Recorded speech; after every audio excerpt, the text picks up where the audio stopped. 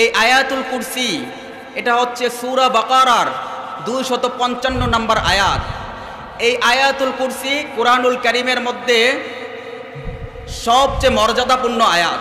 এই আয়াতুল কুরসি কুরআনুল কারীমের মধ্যে সবচেয়ে মর্যাদাপূর্ণ আয়াত। দলিল আবু দাউদ শরীফের 1460 নম্বর হাদিস।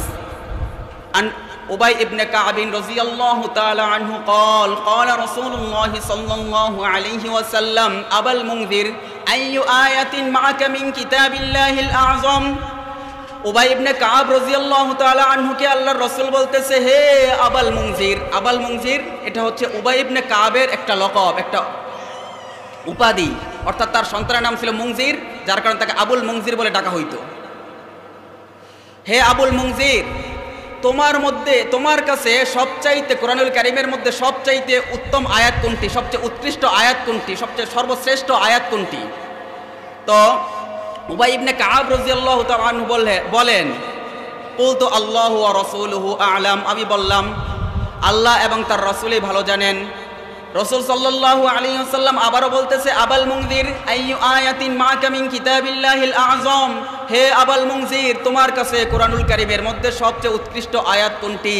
যখন উবাই ইবনে কাব বলেন, যখন আমাকে দুইবার বলল, তখন আমি নিয়ত করলাম যে চিন্তা ভাবনা করে একটা উত্তর দিয়ে দেই।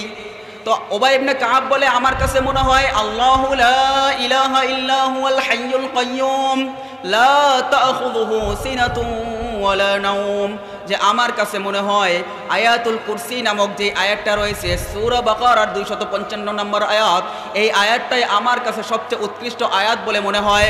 এবার আল্লাহর রাসূল উবাই ইবনে কাবকে বলতেছে, ফাওয়ারাবা ফি সদরি। উবাই ইবনে কাবের বুকের মধ্যে মৃদু আঘাত করে বলতেছে, শাবাশ শাবাশ, তুমি সঠিক উত্তর দিয়েছো।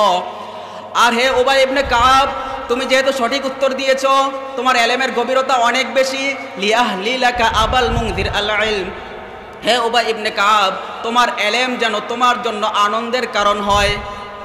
পরে আল্লাহর রাসূল উবাই ইবনে কাবের জন্য দোয়া করতেছে, লিয়াহনিলাকা আবাল মুনজির আল ইলম। হে উবাই ইবনে কাব, তোমার ইলম যেন তোমার জন্য দুনিয়ার মধ্যে আনন্দের কারণ হয়। এরপরে আয়াতুল কুরসির দ্বিতীয় ফজিলত, এই হাদিস দ্বারা আমরা জানতে পারলাম কুরআনুল কারীমের সবচেয়ে উৎকৃষ্ট আয়াত হইতেছে আয়াতুল কুরসি, সূরা বাকারার 255 নম্বর আয়াত। এরপরের হাদিস, কুরআনুল কারীমের মধ্যে সবচেয়ে শ্রেষ্ঠ আয়াত, অর্থাৎ আয়াত সর্বশ্রেষ্ঠ আয়াত, এটা সবচেয়ে মর্যাদাপূর্ণ আয়াত। আর এই হাদিসে বলা হইতেছে সর্বশ্রেষ্ঠ আয়াত হচ্ছে আয়াতুল কুরসি। এই হাদিসটি তিরমিজি শরীফের 2878 নম্বর হাদিস। তিরমিজি শরীফের 2878 নম্বর হাদিস। আন আবি হুরায়রা রাদিয়াল্লাহু তাআলা আনহু قال قال رسول الله صلى الله عليه وسلم لكل شيء سنام وسنام القرآن سورة البقرة। যে প্রত্যেক জিনিসের একটা চূড়া রয়েছে, আর কুরআনুল কারীমের চূড়া হইতেছে সূরা বাকারা। কুরআনুল কারীমের কুরআনুল কারীমের চূড়া হইতেছে সূরা বাকারা। হ্যাঁ, এই কথাও সত্য যে সূরা বাকারার মধ্যে আল্লাহ তাআলা কুরআনুল কারীমের মধ্যে সবচাইতে বেশি আয়াত এই সূরা বাকারার মধ্যে রাখছেন।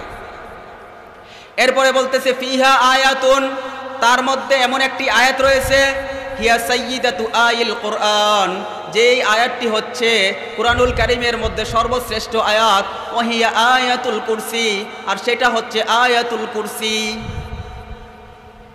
এই হাদিস দ্বারা আমরা বুঝতে পারলাম যে কুরআনুল কারীমের সবচেয়ে সর্বশ্রেষ্ঠ আয়াত হচ্ছে আয়াতুল কুরসি। এরপরে আরেকটি হাদিস আমি বলবো, যেই হাদিসটি ইমাম হাইসাবি রহমতুল্লাহি আলাইহি মাজমাউজ জাওয়াইর নামক কিতাবের মধ্যে উল্লেখ করেছেন, ইন্না লাহা লিসানান ওয়া শাফাতাইন, যে আয়াতুল কুরসি এমন একটি আয়াত যার একটি জিহ্বা এবং দুইটি ঠোঁট রয়েছে, যার একটি জিহ্বা এবং দুইটি ঠোঁট রয়েছে। তা তুকদ্দিসুল মালিক আন সাকিল আরশ। আয়াতুল কুরসি আল্লাহর আরশের পাশে থাইকা সব সময় আল্লাহর প্রশংসা বর্ণনা করতে থাকে। এরপরে আমরা আলোচনা করব যে হাদিসটা আমি তেলাওয়াত করেছি, এই হাদিসের মধ্যে বলা হয়েছে কোনো ব্যক্তি যদি দুনিয়ার মধ্যে আয়াতুল কুরসির আমল করে, কোনো ব্যক্তি যদি দুনিয়ার মধ্যে আয়াতুল কুরসির আমল করে, আল্লাহ তাআলা মৃত্যুর সাথে সাথে তাকে জান্নাত দান করবে। এই হাদিসের বর্ণনাকারী, এই হাদিস বর্ণনা করা হয়েছে বুলুগুল মারাম নামক কিতাবের মধ্যে মান ক্বারা আয়াতাল কুরসি দুবুর কুল্লি সালাতিন মাকতুবা লাম ইয়ামনাহু মিন দুখুলিল জান্নাতি ইল্লাল মাউত, কোনো ব্যক্তি যদি প্রত্যেক ফরজ নামাজের পরে এই আয়াতুল কুরসিটা নিয়মিত পাঠ করে তার জন্য তো জান্নাতে যাওয়ার মধ্যে পার্থক্য হইতেছে শুধু মৃত্যুটা, অর্থাৎ সে মৃত্যুর সাথে সাথেই জান্নাতে প্রবেশ করতে পারবে। আয়াতুল কুরসির আরো অনেক ফজিলত রয়েছে। বুখারী শরীফের মধ্যে আয়াতুল কুরসি সম্পর্কে একটি ঘটনা উল্লেখ করা হয়েছে। বুখারী শরীফের মধ্যে আয়াতুল কুরসি সম্পর্কে একটি ঘটনা উল্লেখ করা হয়েছে। বুখারী শরীফের 2311 নম্বর হাদিস আবু হুরায়রা রাদিয়াল্লাহু তাআলা আনহু থেকে বর্ণিত, ওয়াক্কালানি রাসূলুল্লাহ সাল্লাল্লাহু আলাইহি ওয়াসাল্লাম ফি হিফজি যাকাতি রমাদান, যে রাসূল সাল্লাল্লাহু আলাইহি ওয়াসাল্লাম আমাকে একবার রমজান মাসের জাকাতের মাল পাহারা দেওয়ার জন্য নিযুক্ত করলেন। আবু হুরায়রা রাদিয়াল্লাহু তাআলা আনহু বলতেছেন যে রাসূল সাল্লাল্লাহু আলাইহি ওয়াসাল্লাম আমাকে একবার রমজান মাসে জাকাতের মাল পাহারা দেওয়ার জন্য নিযুক্ত করলেন। ইতিমধ্যে আমি একবার দেখলাম আতানি আতিন, যে একজন চোর এসেছে, ফাজাআলা ইয়াহসু মিনাত তুআম, আর সেই সম্পদ থেকে সে অঞ্জলি ভরে ভরে নিতেছে, অর্থাৎ 2 হাত ভরে ভরে নিতেছে। যখন আমি এই দৃশ্য দেখলাম ফাআখাযতুহু, আমি তাকে ধরে ফেললাম।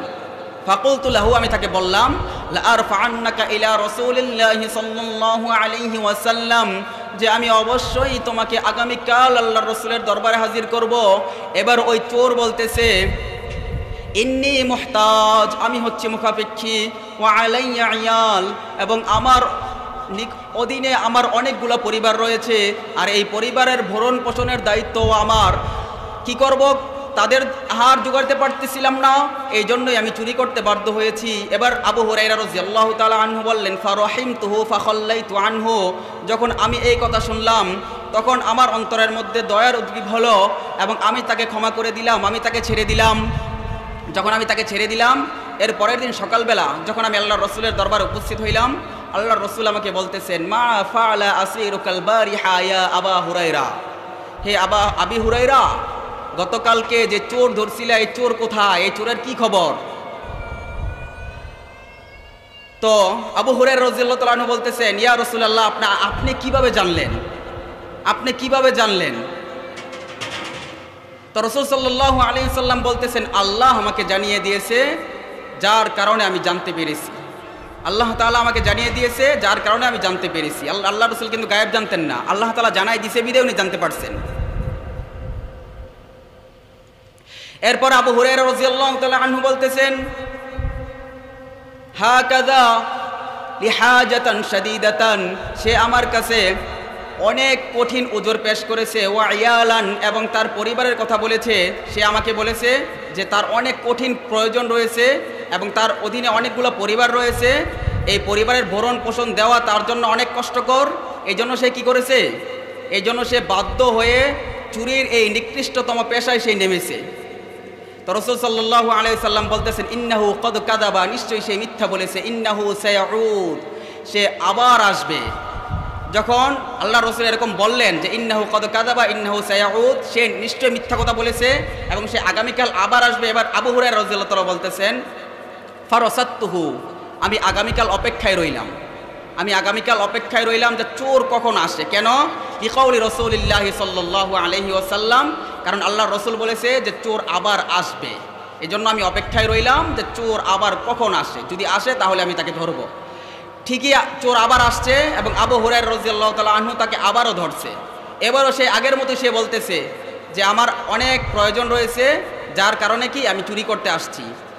তো এবার আবু হুরায়রা রাদিয়াল্লাহু তাআলা আবারও মায়া হইল এবং আবু হুরায়রা রাদিয়াল্লাহু তাআলা আনহু তাকে এবারও ক্ষমা করে দিলেন। ফারাহিমতুহু ফাখাল্লাইতু আনহু, সে তাকে আবারও ক্ষমা করে দিলেন। যখন সে তাকে আবারও ক্ষমা করে দিলেন, এরপর ফালাম্বা আসবাহতু, যখন সকাল হইল আমি আল্লাহর রাসূল সাল্লাল্লাহু আলাইহি ওয়াসাল্লামের দরবারে উপস্থিত হইলাম। রাসূল সাল্লাল্লাহু আলাইহি ওয়াসাল্লাম আমাকে বলতেছেন মা ফাআলা আসীরুকাল বারিহাতা ইয়া আবা হুরায়রা, হে আবা হুরায়রা, তোমার গতকালের চোরের কি খবর? সে আবু হুরায়রা রাদিয়াল্লাহু তাআলা আনহু বলতেছেন ইয়া রাসূলুল্লাহ, চোর তো আবারও এসেছিল, আবারও সে তার যেই প্রয়োজন রয়েছে, সে তার যে হাজত রয়েছে সেটা আমার কাছে পেশ করেছে, আর আমি তাকে আবারও ক্ষমা করে দিয়েছি। রাসূল সাল্লাল্লাহু আলাইহি ওয়াসাল্লাম বলতেছেন, ইন্নাহু ক্বাদ কাযাবা ইন্নাহু সায়াউদ, সে নিশ্চয় মিথ্যা কথা বলেছে এবং সে আবার আগামীকালও আসবে। যখন এর কথা বললেন, এবার আবু হুরায়রা রাদিয়াল্লাহু তাআলা আনহু তৃতীয় দিনে অপেক্ষায় রইলেন যে চোর আবারও আসবে। চোর ঠিকই আবার আসলেন। যখন আবারও আসলেন তখন চোরকে ধরলেন আর বললেন যে এবার হচ্ছে তৃতীয়বার, আর তোমাকে ক্ষমা করা যাবে না। এবার হচ্ছে তৃতীয়বার, আর তোমাকে ক্ষমা করা যাবে না। এবার চোর কি বলতেছে দেখেন, চোর বলতেছেন, দানি ওয়াল্লিমুকা কালিমাত, যদি তুমি আমাকে ক্ষমা করে দাও তাহলে আমি তোমাকে কিছু বাক্য শিখাবো, কিছু কালিমা শিখাবো। যদি তুমি এই কালিমা অনুযায়ী আমল করো, লাইয়াজালা আলাইকা মিনাল্লাহিল হাফিজ, যদি তুমি এই আয়াতগুলোর উপরে আমল করো, এই কালিমাগুলোর উপরে আমল করো, তাহলে আল্লাহ তাআলার পক্ষ থেকে একজন ফেরেশতা তোমার সারা রাত্রর জিম্মাদার হয়ে যাবে, তোমার আর কষ্ট করে পাহারা দিতে হবে না। এবার আবু হুরায়রা রাদিয়াল্লাহু তাআলা বলতেছে, তাই নাকি, তুমি আমাকে কিছু বাক্য শিখাবে? ঠিক আছে, শিখাও। সে যে চোর, সে কথা বলে গেছে, ঠিক আছে শিখাও। এই হাদিসের মধ্যে একটা অংশ বর্ণিত হয়েছে এরকম, ওয়াকানু আহরাসা শাইইন আলাল খায়র, ওয়াকানু আহরাসা শাইইন আলাল খায়র, যে সাহাবায়ে কেরামের মধ্যে জ্ঞানের প্রতি অনেক আগ্রহ ছিল, জ্ঞানের প্রতি এত বেশি আগ্রহ ছিল যে সে যে চোর, সে এই কথাটাও আবু হুরায়রা রাদিয়াল্লাহু তাআলা আনহু বলে গেছে, তাকে ক্ষমা করে দিছে। ঠিক আছে, শিখাও। তখন চোর তাকে আয়াতুল কুরসিটা যে আছে এটা পুরোটা পাঠ করে শোনাইলো। যখন এই চোর পুরো আয়াতুল কুরসিটা পাঠ করে শোনাইলো আর বলল, ইয আওয়াইতা ইলা ফিরাশি ফাকরা আয়াতুল কুরসি, যখন তুমি তোমার বিছানায় যাবে ঘুমানোর জন্য তখন তুমি কি করবা, এই আয়াতুল কুরসিটা পাঠ করে তারপরে বিছানায় যেয়ে শুইবা। তাহলে কি হবে, সারা রাত্র তোমার জিম্মাদার একজন ফেরেশতা হয়ে যাবে, আর তোমার কষ্ট করে আর পাহারা দিতে হবে না। এরপর যখন সে আল্লাহর রাসূলের দরবারে তৃতীয় দিন আবার ফিরে গেলেন, এবার বলল যে আবু হুরায়রা, তোমার চোরের কি খবর? সে বলতেছে, ইয়া রাসূলুল্লাহ, চোর তো আবারও আসছিল, আমি তাকে আবারও গ্রেপ্তার করছিলাম, কিন্তু এবার আমি তাকে ক্ষমা করেছি, এবার সে আমার কাছে কোনো প্রয়োজন পেশ করে নাই, এবার আমি তাকে ক্ষমা করেছি এই জন্য যে আমাকে সে কিছু কালিমা শিক্ষা দিয়েছে। রাসূল সাল্লাল্লাহু আলাইহি ওয়াসাল্লাম বলতেছে, তাই নাকি, তোমাকে কি কালিমা শিক্ষা দিলে একটু বলো তো দেখি।